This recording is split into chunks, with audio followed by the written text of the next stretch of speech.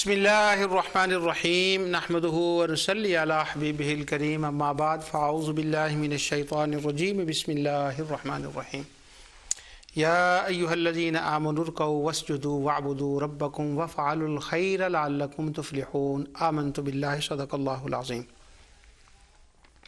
ناظرین، پروگرام ازالہ شبہات میں آپ کی خدمت میں حاضر ہوں۔ اللہ تعالیٰ کی رحمت اور عنایت سے میں اس بات پر گفتگو کر رہا ہوں کہ کوئی نیک کام کرنا جو اپنی ذات اور نیچر میں نیک ہو اور وہ کار خیر ہو، اللہ تعالیٰ اس کی قدر فرماتا ہے اور اللہ تعالیٰ نے اس کے کرنے کا ہمیں حکم دیا ہے۔ اللہ تعالیٰ نے قرآن کریم میں فرمایا، جو ابھی میں نے آپ کے سامنے آیت تلاوت کی ہے، 77 آیت ہے سورہ حج کی۔ یا ایہا الذین آمنوا ارکعوا واسجدوا واعبدوا ربکم وافعلوا الخیر لعلکم تفلحون۔ اے ایمان والو، رکوع سجدہ کرتے رہو اور اپنے پروردگار کی عبادت کرتے رہو اور نیک کام کرتے رہو تاکہ تم کامیاب ہو جاؤ۔ اب وافعلوا الخیر میں اللہ تعالیٰ نے فرمایا جو کار خیر ہو اس کو کرتے رہو۔ اب کار خیر کسی کام کا ہونا کہ یہ کار خیر ہے یا نہیں، اس کا طریقہ کیا ہے کہ یہ کیسے پتہ چلے کہ یہ کار خیر ہے، کام اچھا ہے یا نہیں اچھا۔ اگر تو اس کی دوسری آیت میں اللہ تعالیٰ نے فرمایا سورہ النساء میں آیت 59 میں، یا ایھا الذین آمنوا اطیعوا اللہ واطیعوا الرسول واولی الامر منکم فإن تنازعتم فی شیء فردوہ الی اللہ والرسول۔ اے ایمان والو، فرما برداری کرو اللہ تعالیٰ کی اور فرما برداری کرو رسول اللہ صلی اللہ علیہ وسلم کی اور تم میں سے جو اولی الامر ہیں۔ پھر اگر کسی چیز میں اختلاف ہو جائے تو اسے لٹاؤ اللہ تعالیٰ کی طرف اور رسول اللہ صلی اللہ علیہ وسلم کی طرف۔ یہ آیت ہو گئی۔ اب پہلی آیت میں یہ فرمایا کہ تم کار خیر کرو۔ اب کار خیر میں اگر یہ نزاع ہو جائے کہ یہ کار خیر بنتا ہے یا نہیں تو اس کا طریقہ کار کیا ہوا؟ اس آیت میں بتایا کہ اگر اس میں اختلاف ہو جائے تو فردوہ الی اللہ والرسول، کہ پھر تم اللہ اور اس کے رسول کی طرف لوٹ جاؤ۔ معنی اس کا کیا ہے کہ قرآن کو دیکھو، حدیث مصطفیٰ کو دیکھو، فرمان خدا کو دیکھو، فرمان مصطفیٰ کو دیکھو۔ خدا کا فرمان اور مصطفیٰ کا فرمان دو الگ الگ نہیں ہیں۔ خدا اور مصطفیٰ کا فرمان ایک ہے، کیونکہ جو حضور فرمائیں گے وہ اللہ تعالیٰ کی وحی سے فرمائیں گے، اس کے اذن سے فرمائیں گے، تو وہ اللہ کا ہی فرمایا ہوا ہے۔ تو اختلاف کی صورت میں اللہ اور اس کے رسول کی طرف چلے جاؤ۔ لہٰذا جب کوئی سوال کیا جائے تو سوال کرنے کا طریقہ قرآن سے ہمیں یہ ملا کہ سوال کرنے والا کوئی یوں سوال کرے کہ اس کا اللہ اور اس کے رسول نے اس کام کے بارے میں کیا ارشاد فرمایا ہے کہ یہ کام اپنی ذات میں، اپنی نیچر میں خیر بنتا ہے کہ نہیں۔ اگر تو وہ کام اپنی نیچر اور ذات میں خیر بن جائے تو اس کا کرنا جائز ہو گیا اور اس کا کرنا حکم خدا بندی ہے۔ اور جب وہ اپنی ہو کار خیر، اب جب وہ قرآن اور حدیث سے اس کا کار خیر ہونا ثابت ہو گیا اور وہ بندہ کیا وہ کرنا چاہیے، فمن تطوع خیرا، اللہ تعالیٰ فرماتا ہے اس کو کرو جو اپنی مرضی سے کرے، فإن اللہ شاکر علیم، اللہ اس کا بڑا قدردان ہے۔ اب جو میں نے لائن یہ شروع کر رہا ہوں وہ یہ ہوئی کہ کار خیر کرنا حکم خداوندی ہے، کار خیر کرنا حکم مصطفیٰ ہے۔ تو جب یہ دونوں حکم ہوں کار خیر کرنے میں، تو اب کار خیر وہ بنتا ہے کہ نہیں، اس کا طریقہ کیا ہے؟ وہ قرآن میں دیکھو اور مصطفیٰ کے فرمان میں دیکھو۔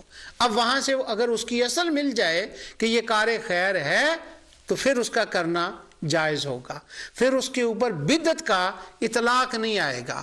یعنی اصل سورس کیا ہوا؟ قرآن و سنت ہوا۔ اصل سورس کیا ہوا؟ خدا اور مصطفیٰ ہوا۔ ایک بندہ،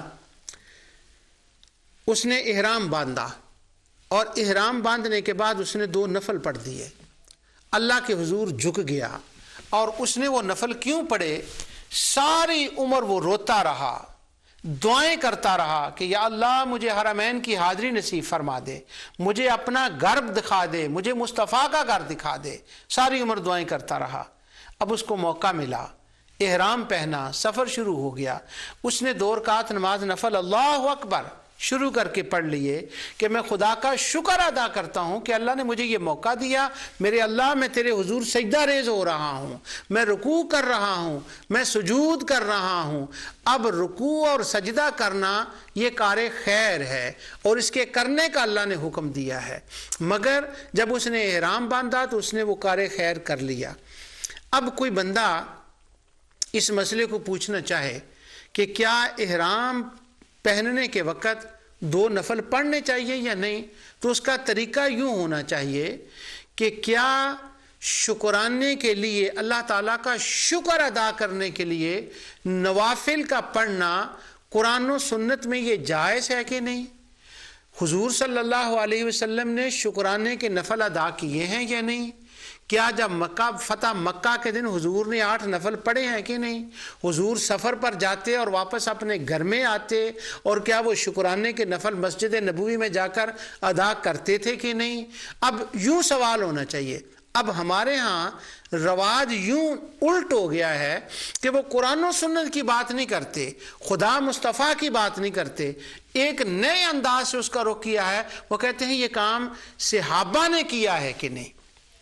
اس بات میں بات غلط نہیں اس اعتبار سے کہ ہاں صحابہ نے نبی کریم صلی اللہ علیہ وسلم کو دیکھا، انہوں نے وہ کام کیے، یہ بات تو درست ہے، صحابہ کے ذریعے سے ہمیں اسلام پہنچا، مگر صحابہ کی شان مقام اپنی جگہ پر، مگر جو قرآن نے ہمیں سوال کرنے کا طریقہ بتایا ہے نا وہ یوں ہے کہ خدا اور رسول کا فرمان دیکھا جائے کہ نوافل پڑھنا اسلام میں ایگزسٹ ہوتے ہیں کہ نہیں، شکرانے کے نفل پڑھنے ایگزسٹ ہوتے ہیں کہ نہیں۔ اب جب بھی شکر کا موقع ملے تو وہ نوافل ادا کر لیں، کیوں؟ ان کی اجازت ہے۔ اب لوگ اس پر جب سوال کرتے ہیں تو وہ اس کو بدعت کہتے ہیں کہ یہ تو بدعت ہو گئی۔ مدینہ منورہ میں کوئی بندہ گیا، مکہ مکرمہ میں حاضری ہوئی، وہاں بیٹھ کر اس نے قرآن ختم کیا، جب اس نے قرآن ختم کیا تو قرآن ختم کرنا سبحان اللہ وہ جائز ہو گیا، اب اور اس کام کو بدعت کہنا اور یہ تو وہ درست نہیں۔ یہ ایک رواج بن گیا ہے کہ ہر بات پر یہ پوچھو صحابی نے یہ کام کیا ہے، صحابہ نے یہ کام کیا ہے۔ گزشتہ دنوں میں پچھلے رمضان شریف سے قبل میری اہلیہ میری بیوی ایک عورتوں کی محفل میں گئی، تو وہاں پر انہوں نے دروشی پڑھا، کچھ بیان کیا، تو قرآن کریم کا کچھ ترجمہ ہوا، تفسیر بیان ہوئی، تو وہاں پر ایک عورت نے یہ سوال کیا، کہنے لگی آج جمعرات کا دن ہے، تم جمعرات کے دن بیٹھے ہو یہاں پر اور یہ جو کچھ تم نے کیا ہے یہ صحابہ نے کیا ہے؟ تو وہ بیوی میری نے اس کو سمجھایا کہ بات یہ ہے کہ تم نے صحابہ کا نام کیوں لیا؟ صحابہ سے اوپر بھی تو ایک اتھارٹی ہے نا، اطیعوا اللہ و اطیعوا الرسول، تم نے وہاں یہ کیوں نہیں پوچھا کہ کیا ایسا کام کرنا قرآن و سنت میں اس کی کوئی دلیل ہے یا نہیں؟ تو خیر اس کو سمجھایا تو اس کو بات نہ سمجھ آ سکی۔ پھر ایک دوسری عورت بولی وہیں، وہ کہنے لگی یہ بتائیں کہ صحابہ اکرام نے مکہ سے مدینہ منورہ کا سفر اس نیت سے کیا ہے کہ ہم رسول اللہ صلی اللہ علیہ وسلم کو سلام کرنے کے لیے جا رہے ہیں، یہ سفر کیا ہے؟ پھر میری بیوی نے اس کو سمجھایا کہ بات یہ ہے کہ تم قرآن سے پوچھو کہ کیا رسول اللہ صلی اللہ علیہ وسلم کی طرف سفر کر کے جانا قرآن نے جائز کہا ہے کہ نہیں؟ وہ کہنے لگی مجھے قرآن سے نہیں ہے، مجھے حدیث سے نہیں ہے، مجھے صرف یہ بتائیں کہ کیا صحابہ نے یہ کیا ہے کہ نہیں۔ یعنی یہ سوال کرنے کا ایک رخ جو ہے نا، انداز، وہ قرآن حدیث سے ہٹ کر وہ بدل گیا ہے اور اس کا رخ سارا صحابہ کی طرف کر دیا گیا۔ یہ کام صحابی نے کیا ہے کہ نہیں، صحابہ نے کیا ہے کہ نہیں۔ پچھلے پروگرام میں میں نے آپ کو یہ بتایا کہ صحابہ کرام ختم قرآن کرتے اور لوگوں کو جمع کرتے۔ اب وہ جو محفل تھی جہاں وہ میری اہلیہ گئی ہوئی تھی وہ ختم قرآن کی محفل تھی، تو میری اہلیہ نے بتایا کہ ہاں یہ صحابہ نے کیا ہے، اور ختم قرآن صحابہ نے کیا ہے، لوگوں کو اکٹھا بھی کیا، اہل و عیال کو بھی بتایا۔ انہوں نے امام نووی کی کتاب الاذکار سے وہ حوالے نکالو کر اس کو بتائے۔ تو جب اس نے امام نووی کے وہ حوالے دیکھے اور اس نے کہا کہ یہ تو لکھا ہوا ہے، تو پھر میری اہلیہ نے کہا کہ اب آپ ختم قرآن کرائیں گی یا ختم قرآن پر اب آئندہ سوال کریں گی؟ تو وہ کہنے لگی ہم تو وہی کام کریں گے جو صحابہ نے کیا ہے۔ اللہ اکبر، لا الہ الا اللہ محمد رسول اللہ صلی اللہ علیہ وسلم، کیا کیا جائے؟ تو آج میں نے یہ چاہا کہ یہ جو عمل صحابی سے ایک دلیل لینے کا رواج جو لوگوں نے مشہور کر رکھا ہے نا، ذرا اس کی حقیقت کو دیکھیں کہ اس کی حقیقت کیا ہے۔ اب ہمارا میرا نہیں، میں سوال نہیں کر رہا، میری عادت صرف سوال کرنے کی نہیں ہوتی، بلکہ پروگرام کا نام ازالہ شبہات ہے، شبہ پیدا کرنا نہیں، اس کا ازالہ کرنا ہے۔ میں یہ سوال کرنے والوں سے دلیل یہ نہیں مانگوں گا کہ مجھے آپ قرآن کی کوئی ایک آیت بتائیں جس میں یہ لکھا ہو کہ اللہ تعالیٰ نے یہ فرمایا ہو کہ جب کوئی کار خیر ہو اور وہ کام کرنا ہو یا کار خیر ہو تو ذرا صحابہ سے پوچھ لیا کرو کہ یہ کام صحابی نے کیا ہے کہ نہیں۔ اگر وہ کام صحابی نے کیا ہو تو وہ کار خیر بن جائے گا، اگر صحابی نے نہ کیا ہو تو وہ کار خیر نہیں بنے گا۔ تو قرآن کی کس آیت میں ہے یا نبی کریم صلی اللہ علیہ وسلم نے فرمایا ہو کہ جب کوئی نیکی کا کام ہو تو ذرا ٹٹول لیا کرو، کسی صحابی کا وہ جو ہے نا الاصابہ دیکھ لیا کرو، اسد الغابہ دیکھ لیا کرو، الاستیاب ابن عبد البر دیکھ لیا کرو، موجم الصحابہ دیکھ لیا کرو، یہ صحابہ کی حالات کی زندگی پر کتابیں ہیں نا، طبقات ابن سعد، ان کو دیکھ لیا کرو کہ یہ کام صحابی نے کیا ہے کہ نہیں۔ حضور نبی کے وسلم نے کہیں ایسا نہیں فرمایا۔ تو یہ ان کے سوال کرنے والوں پر بھی ایک سوال ہوتا ہے، لیکن میں وہ سوال نہیں کر رہا، لیکن میں اس کو ذرا دوسرے اینگل سے لے رہا ہوں کہ کیا ہمارے جو دوست شبہ ڈالنے والے ہیں کیا یہ اس بات کو دیکھتے ہیں کہ صحابہ نے اگر کام کیا ہو، اگر ہم دکھا دیں کہ یہ صحابہ نے کیا ہے تو کیا ان کی تسلی ہو جائے گی اس بات پر؟ وہ اس بات کو مان لیں گے کہ ہاں اگر صحابہ نے کیا تو سیٹسفائی ہو گئے؟ نہیں، وہ پھر جائیں گے، کہیں گے فردوہ الی اللہ والرسول، کہ اگر صحابی نے کیا بھی ہے تو پھر رسول خدا سے اس کی دلیل دکھائیں۔ تو ہم کہتے ہیں کہ جب آپ نے پلٹ کر دوبارہ وہاں جانا ہے تو پہلے کیوں نہیں کہتے فردوہ الی اللہ والرسول، صحابی کا نام پہلے کیوں لیتے ہیں؟ لیکن خیر، اس رواج کے اوپر میں ایک زد لگانا چاہتا ہوں، معاف کیجئے گا زد میں لفظ غلط بول دیا، اس کو میں سمجھانا چاہتا ہوں، اس کو ایکسپلین کرنا چاہتا ہوں کہ جو ہمارے دوست شبہ ڈالنے والے ہیں وہ اس کے بارے میں کیا کہتے ہیں۔ اب میں جو اپنی دلیل شروع کر رہا ہوں وہ یہاں سے کر رہا ہوں کہ یہ صحابہ سے دکھائیں ان کی حالت کیا ہے، ہر کام کو صحابی سے دیکھنا۔ یہ میرے پاس کتاب ہے، اس کا نام ہے کشف الشبہتین، یہ جس بندے نے تالیف کی ہے، لکھی ہے، اس کا نام ہے الشیخ العالم العلامہ سلیمان بن سہمان النجدی۔ یہ نجدی گالی نہیں ہوتی جیسے لاہوری میرپوری ملتانی ہوتا ہے نا، تو صوبہ نجد کے رہنے والے، وہ نجد وہ جس کا بخاری میں ذکر آتا ہے، وہاں کے رہنے والے کو نجدی کہتے ہیں۔ اس لیے کبھی اگر نجدی کا لفظ ہو تو یہ گالی نہیں ہوتی، انہوں نے خود اپنا نام اسی طرح لکھا ہے، سلیمان بن سہمان النجدی، کتاب کا نام ہے کشف الشبہتین اور اس کا پیج نمبر ہے 113۔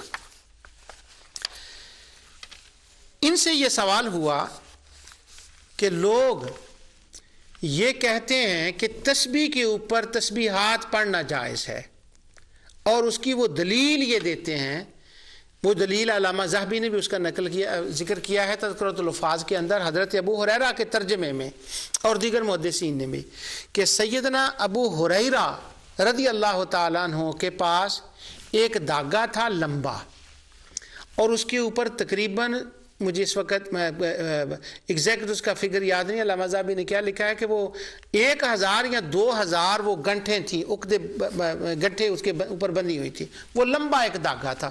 تسبیح جو ہم تسبیح پڑھتے ہیں تو ابھی بنی نہیں تھی اس وقت، تو وہ تھا ان کے پاس۔ تو وہ رات کو استغفر اللہ العظیم استغفار کرتے اور وہ ایک شمار کرتے، 2000 مرتبہ رات کو وہ تسبیح کرتے اور پھر وہ آرام فرماتے۔ تو سوال یہ ہوا کہ یہ تسبیح پر جو لوگ پڑھتے ہیں یہ جائز ہے؟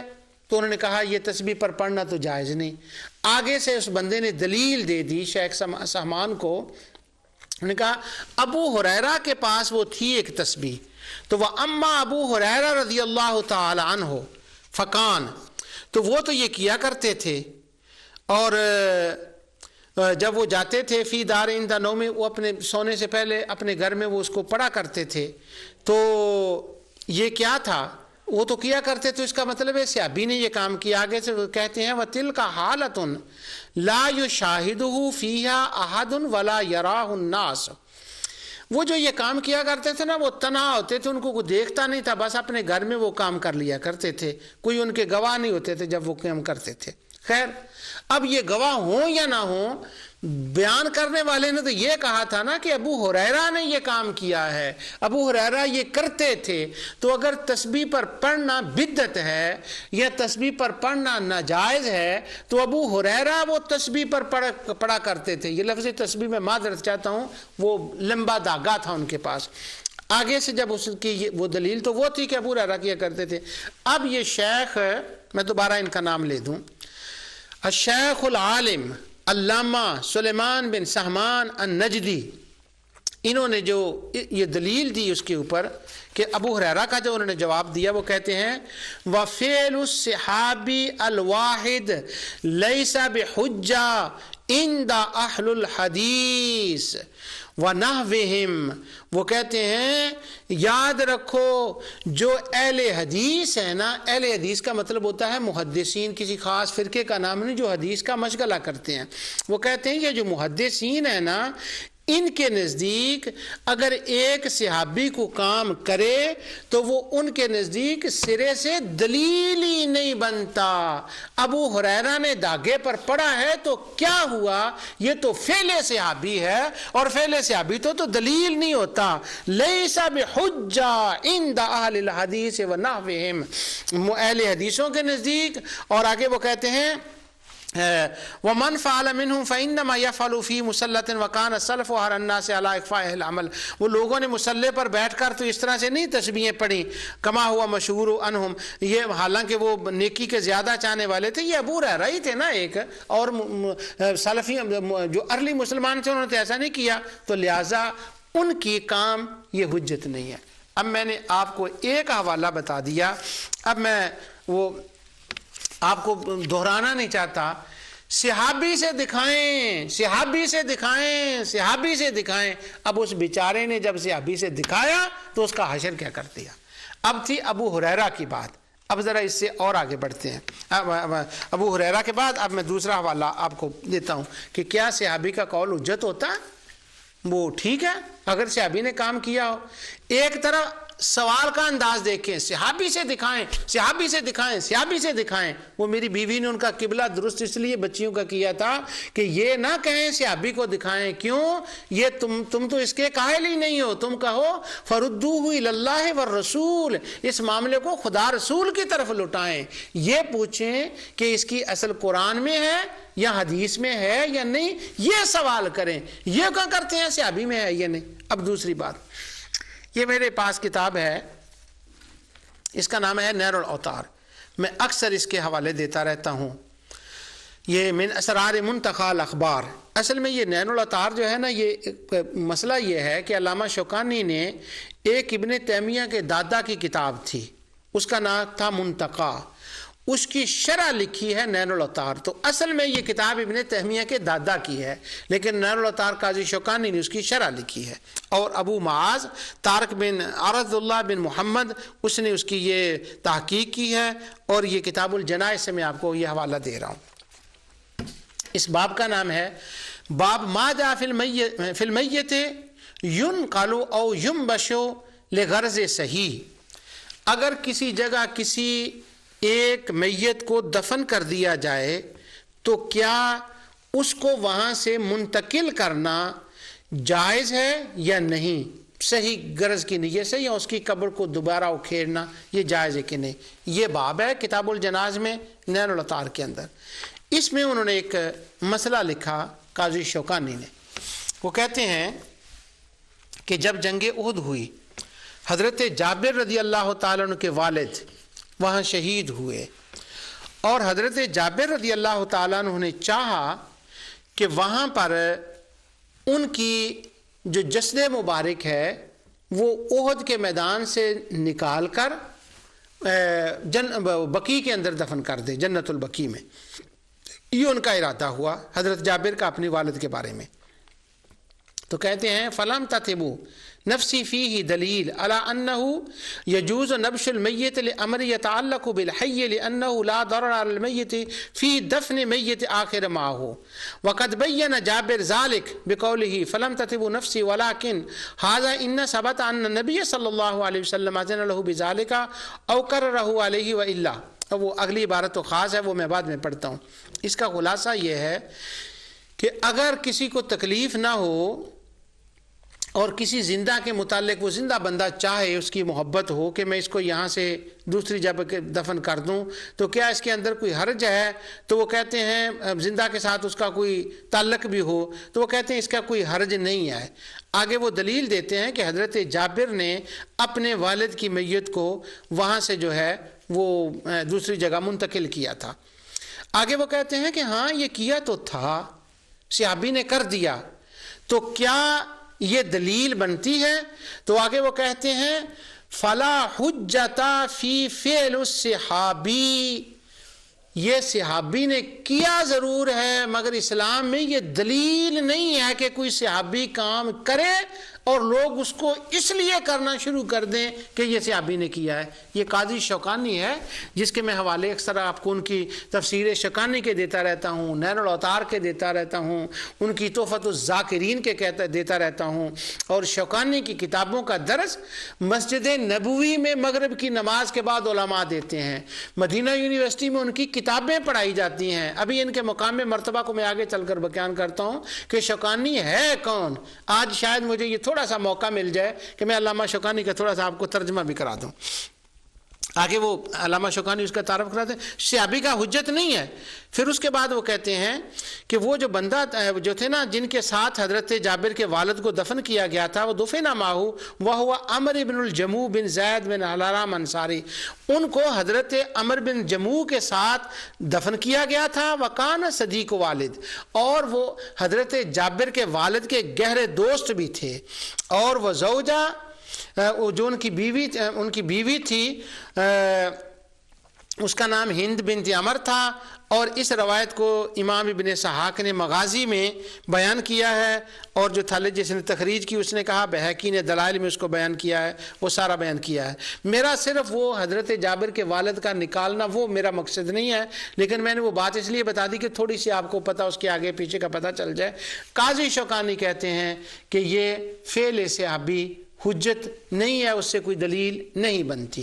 اور ان کو تو دفن ہی نبی کریم صلی اللہ علیہ وسلم نے کیا تھا. اب وہ حضرت جابر پر ایک وہ طنز بھی کر رہے ہیں کہ ان کو عمر بن جموع کے ساتھ تو دفن بھی نبی کریم صلی اللہ علیہ وسلم نے کیا، تو پھر صحابی نے ایسا کیا. تو اب یہ بات ان کے نزدیک وہ کس طرح سے حجت ہو گئی. اب دو حوالے آ گئے، میں نے کشف الشبہتین کا آپ کو دے دیا اور اس کے بعد شوکانی کا دے دیا. اب ایک تیسرا حوالہ میں پڑھ رہا ہوں اس کے اوپر تاکہ یہ پتہ چلے کہ یہ جو کہا جاتا ہے جی کہ وہ صحابہ نے یہ کام کیا ہے کہ نہیں، صحابی سے دکھاؤ صحابہ نے یہ کام کیا ہے کہ نہیں، تاکہ اس کی تھوڑی سی جو ہے نا وہ ٹکانے آ جائے صورت اس کی کہ یہ مسئلہ کیا ہے، کہ یہ کہاں تک آتی ہے بات کہ صحابی کا بات کیا ہے.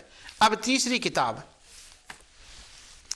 پچھلی بار میں نے آپ کو فتاوی ابن تیمیہ سے، اقتداء الصراط المستقیم سے اور قاعدہ جلیلہ سے حوالے پڑھ کر بتائے تھے کہ حافظ ابن تیمیہ نے بھی یہی کہا ہے. اور اگر وقت ہوا تو میں حافظ ابن تیمیہ کے تبرکاً دوبارہ حوالے پڑھ دوں گا کہ یار یہ شور ہی شور ہے، کوئی نہیں مانتا قول صحابی کو، کوئی نہیں مانتا فعل صحابی کو، یہ صرف ایک مطالبہ ہی ہے.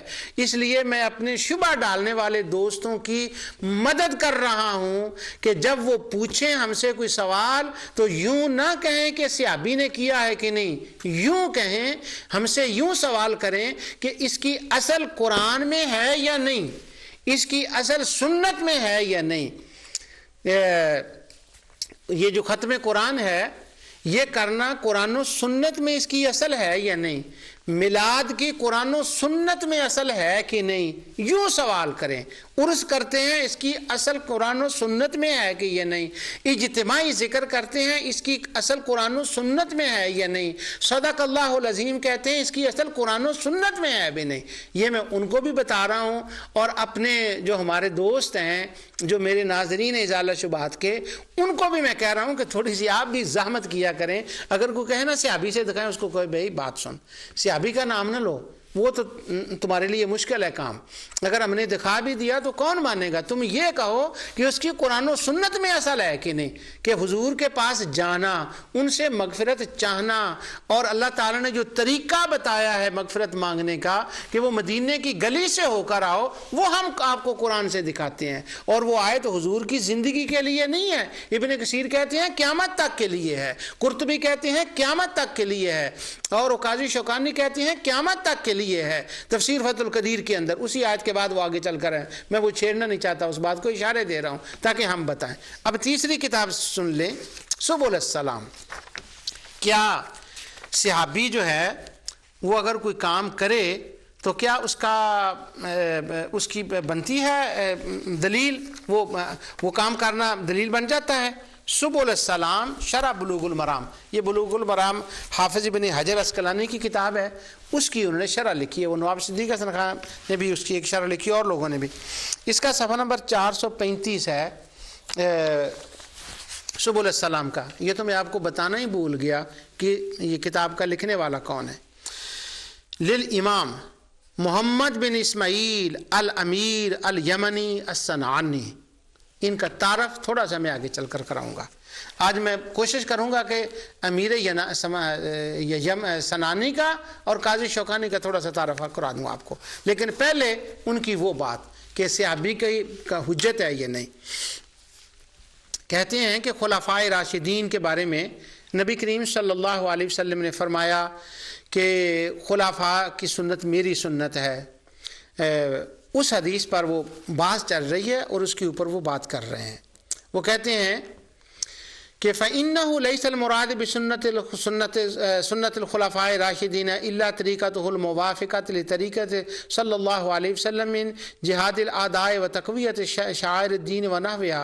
فإن الحدیث عام لكل خلیفۃ راشد لا يخص شیخین ومعلوم من قواعد الشریعہ ليس الخلیفہ راشد ان یشرع طریقۃ غیر ما کان علیہ النبی صلی اللہ علیہ وسلم. واہ. لیس الخلیفہ راشد ان یشرع طریقۃ غیر ما کان علیہ النبی صلی اللہ علیہ وسلم. وہ کہتے ہیں یہ جو ہے نا میرے خلفاء کی سنت میری سنت ہے. وہ کہتے ہیں اس کا مطلب